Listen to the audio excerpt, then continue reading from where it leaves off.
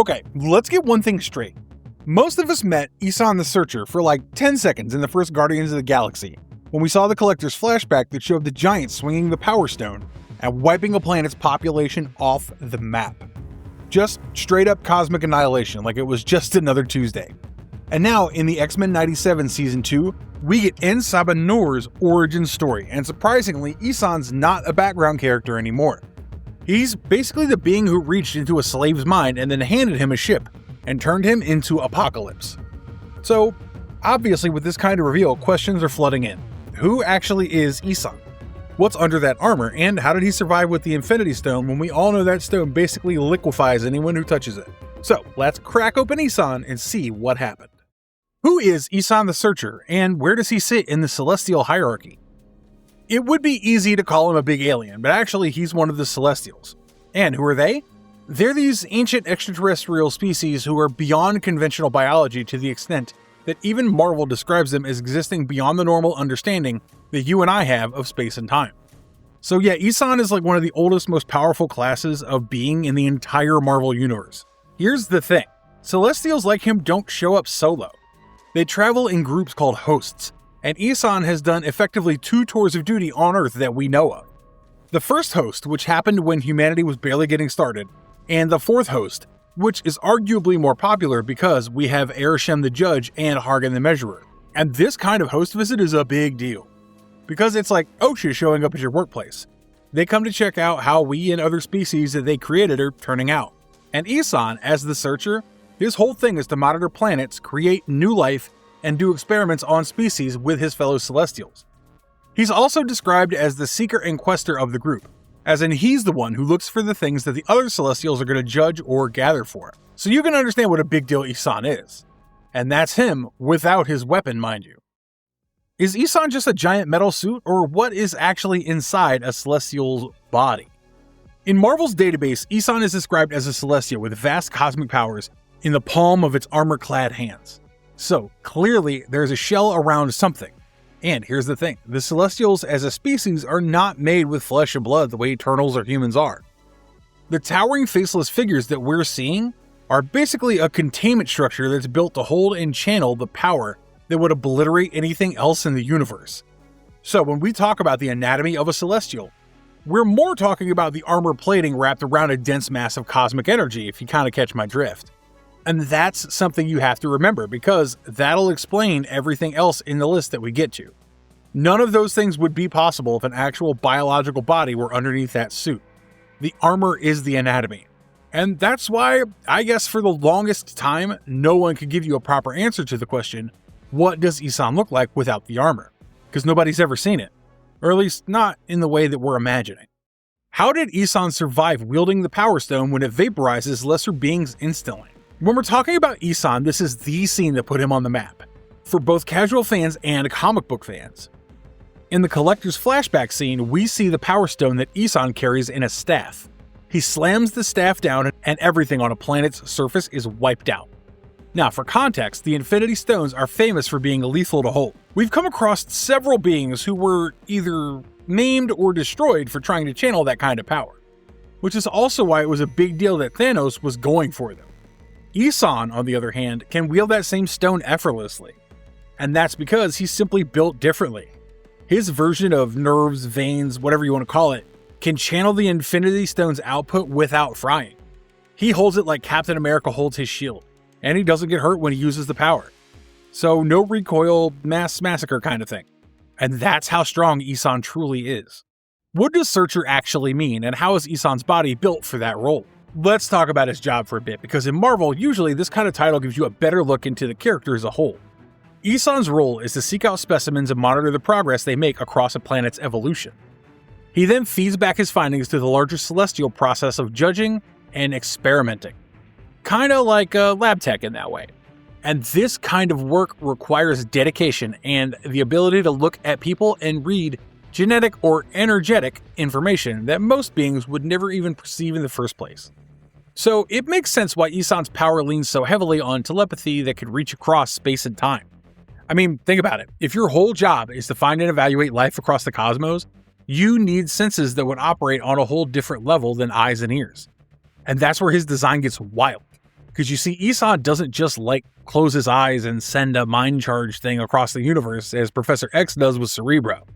Instead, he has a built-in sensory organ in his hand that helps him scout so nothing can be hidden from him, no matter which corner of the world it may be in.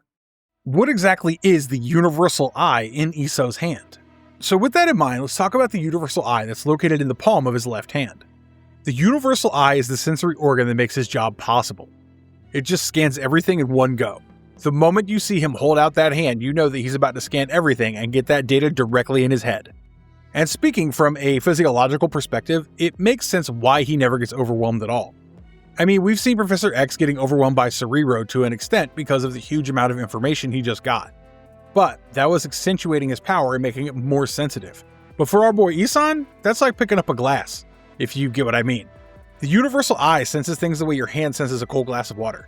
You pick it up and you're like, oh, it's cold, and that's about it.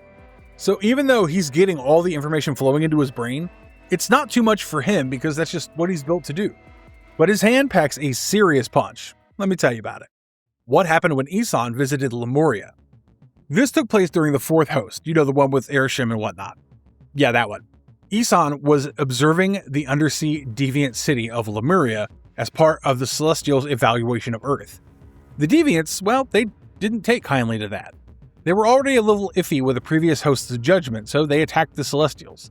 And as a result, Eson absorbed all of the energy coming out of Lemuria and redirected the energy back, probing the city with his hand and destroying the island outright. So the Lemurians either drowned or ran away and the city was left destroyed. And there's a loop here. He sensed, he absorbed, and then he discharged. It's kind of like how when we touch a hot stove, we sense the feeling and then we move our hand away. It's a reflex. So the universal eye, which is basically a mass scanner, is also a very good sensory organ that can absorb and redirect the energy sent its way. Because, why not? And given that our boy Eson is a bundle of cosmic energy, of course, there's some amplification happening. It's a ripple effect. And that's just Eson doing what Eson is best at. Where does Eson appear in classic comics, and what do those stories show about his anatomy? If you look into the fourth host material, where, Lemuria gets destroyed, you learn a lot about the Celestials as a whole. He's here with Ereshkigal, dealing with deviants and passing judgment on Earth. The Eternals fought against the Celestials and were defeated. They even joined hands with Odin, who was channeling the life forces of all Asgardians to launch a direct assault against the fourth host in the Destroyer armor.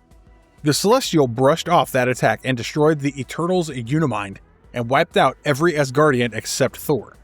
Before Ereshkigal could land a fatal blow, Gaia stepped in. Gaia is the elder god and mother of all primordial life. So, this is kind of a big deal. She represented the 12 young gods to the Celestials, talking about human potential and whatnot, and that is what led to the fourth host judging in Earth's favor.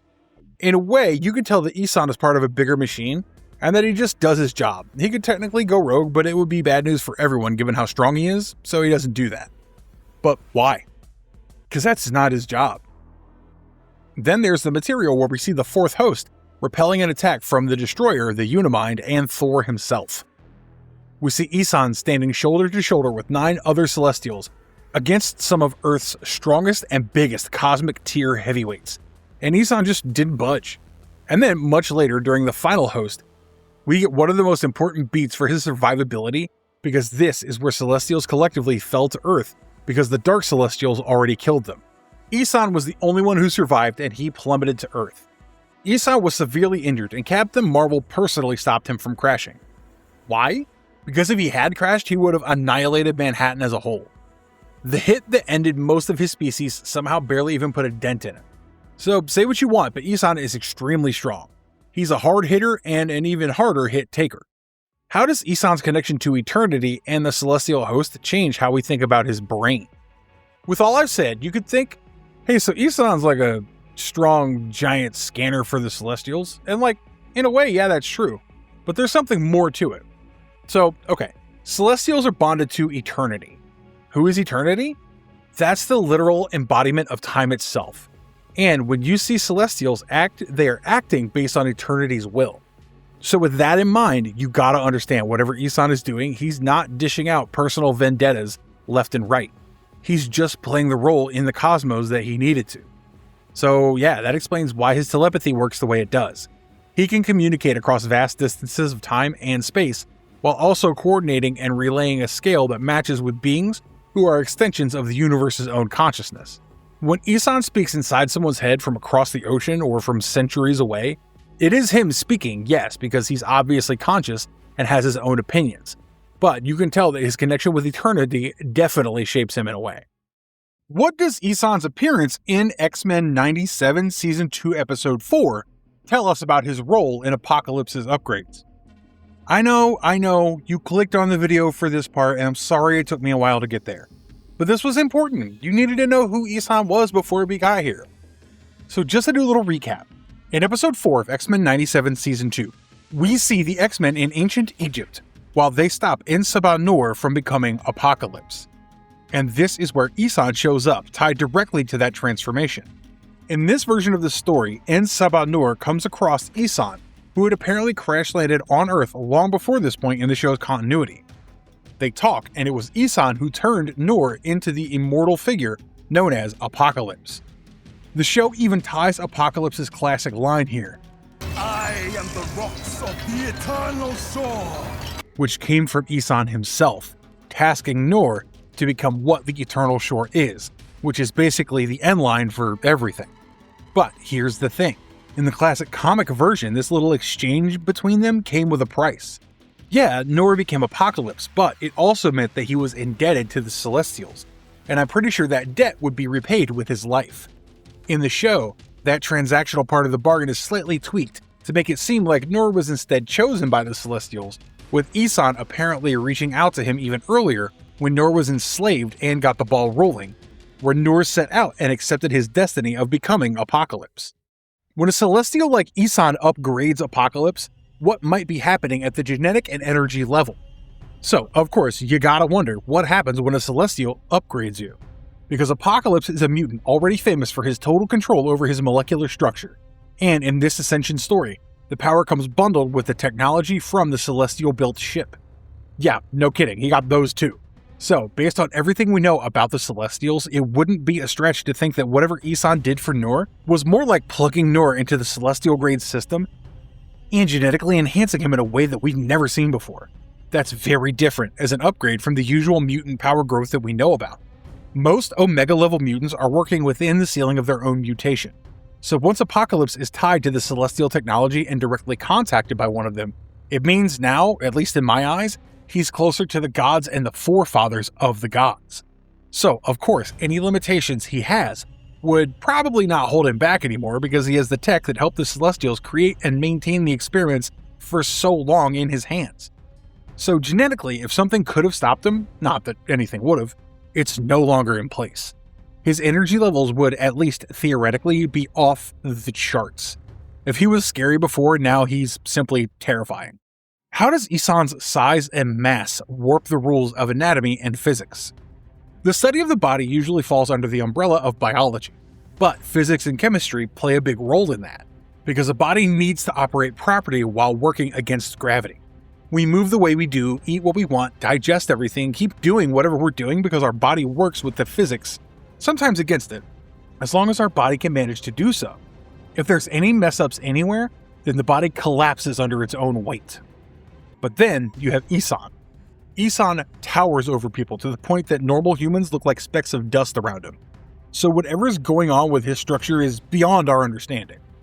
His body is cosmic material shaped into a form, so in a way you could say that his body probably doesn't have the limitations that our body does.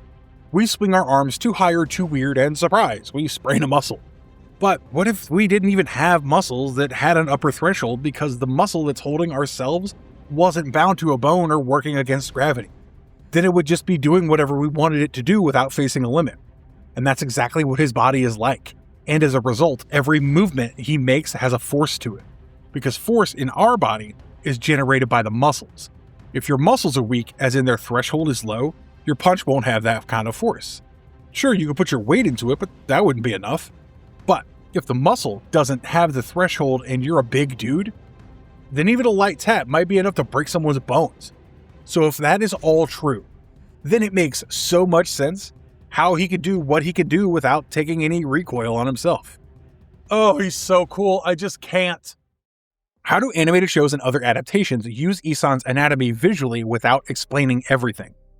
Both appearances that we've had from Eson lean almost entirely on visual shorthand instead of focusing on his biology, be it the Guardians of the Galaxy clip or the X-Men 97 Season 2. In the Guardians movie, we see him as a silhouette who swung his staff very calmly while looking menacing as fuck, and the population of the whole planet got vaporized. There wasn't much to explain because the visuals alone tell you that you don't want to come across him. In Season 2 of X-Men 97, we get his presence, his telepathic voice, and the crystal transformation, in a scene that basically demands the audience to realize Nur is around some celestial godlike being, and this is something beyond his control. And that's smart writing, because Eson is like a god. You don't need a god to tell you, hey dude, I'm a god, to understand that they're a god.